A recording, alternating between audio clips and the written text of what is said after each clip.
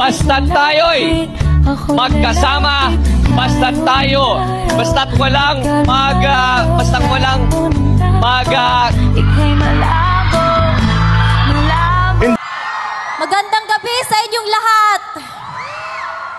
Sa mga hindi pa nakakakilala sa akin, ako si Veronica Kitty Duterte, bunsong anak ni Pangulong Rodrigo Roa Duterte!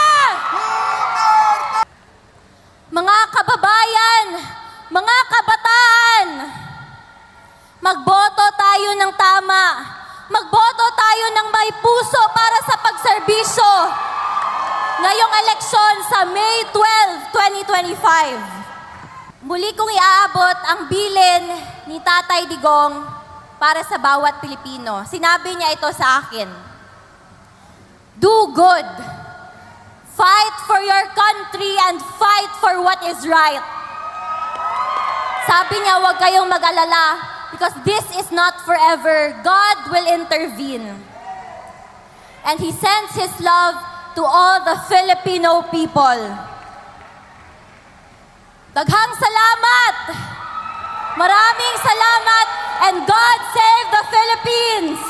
Pilipinas! Duterte pa rin!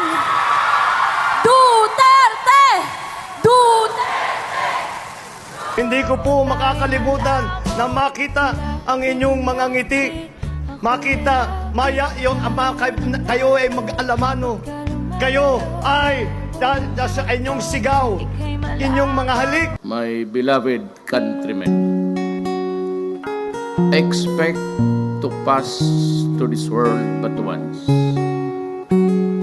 Therefore, any good that I can do to any fellow creature, let me do it now. Let me not differ or neglect it, for I shall not pass.